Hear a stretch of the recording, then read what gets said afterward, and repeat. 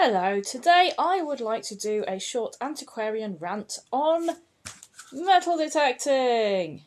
Now, I actually think that metal detecting does have a very valuable role in archaeology. It's pretty brilliant that, okay, this one's 25 quid from Argos, this won't be finding anything useful, that we have devices that can remotely sense small objects, or even large objects as well, under the ground, and you can use a handheld device for this that is reasonably affordable for an individual. Not like a geophysics machine that costs like tens of thousands of pounds. You can get a good metal detector for hundreds of pounds. This one was tens. Actually, this one is good for checking whether your shoes are compatible with geophysics surveys, but you probably won't find any finds with it. But anyway, what annoys me about metal detecting is how snobby people get about it. Now, I'm just going to say it, there is nothing special about metal finds.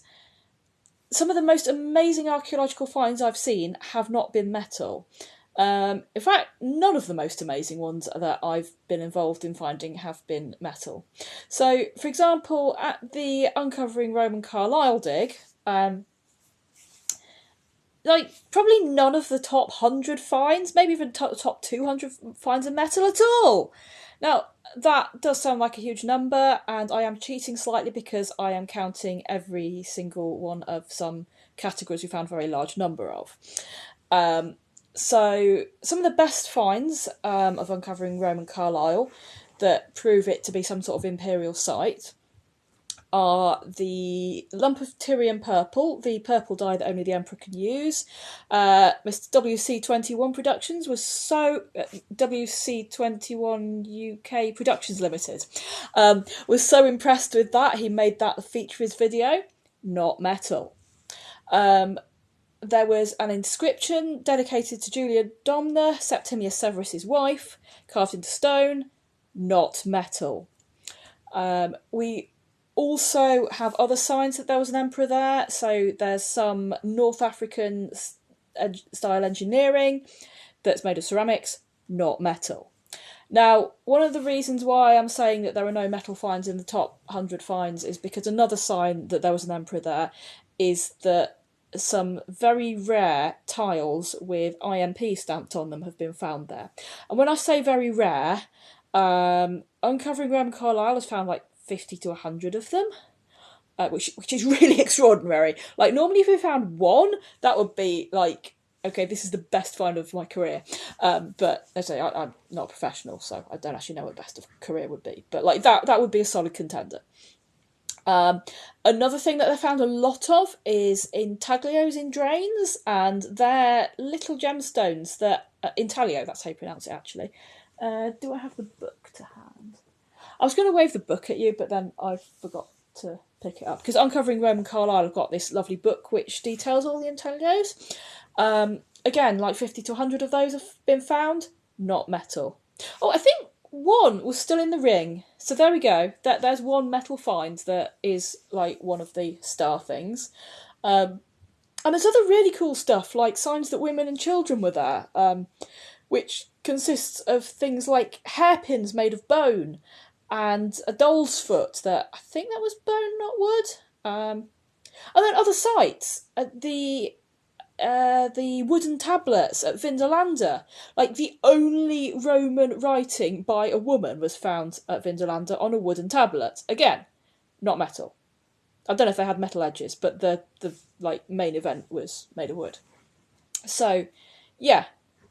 There are some quite nice metal finds that are found in archaeology, and I've got nothing against metal finds. Like, some of them are actually really significant. Like, if you've got coins which have two different rulers on and that proves an alliance between them, that's a really significant find. Coins can also be really nice because they tend to have the date stamped on them, because quite often when you pull something out of a trench, you could go, well, that could be anywhere within a 500-year time period. I don't know when it was, but coins have a date stamped on them. Although that does only prove sort of one end of a scale, because the coin could have been in circulation for a long time, but at least it proves the earliest date that it could have been put there. So the reason that I think the whole metal find snobbery is really a problem is that one of the most valuable uses of metal detecting in archaeology is the metal detectorists going through the spoil heaps. And it would surprise you what you find in spoil heaps. I've come across human remains that have been found in a spoil heap. So, yeah, spoil heaps aren't just there's probably nothing there, like, there actually might be. And sometimes someone just going over it with a metal detector when someone like me has wheelbarrowed it out in a hurry and then been really exhausted and tried to get down a really big trench really fast because people are shoveling it faster than we can move the wheelbarrows. You don't actually get much time to dig through the wheelbarrow. And then when some of the metal detectors go, the people doing the metal detecting go over it with their detectors, they might just see something. Or they might just move the earth around, or they might hear a beep and they dig around, and the thing that caused the beep might turn out to be a completely modern bit of wire. But if they find a bit of Samian wire while they're digging for it, that's worth putting in the finds tray. But unfortunately, I do hear about people who are snobby about it and will only put the metal in the finds tray, not the everything else they find, even though the everything else can actually be quite significant. Yeah. So, metal detecting is a useful part of archaeology, I think. You do find some interesting things, but so many exciting finds are ceramics, jewellery, everyday items that are not made of metal. So, yeah, it's not all about the metal. In fact, the definition of treasure has minimal correlation to archaeological significance. There's so much cool stuff out there that isn't metal. The only special thing about metal is it's easier to find.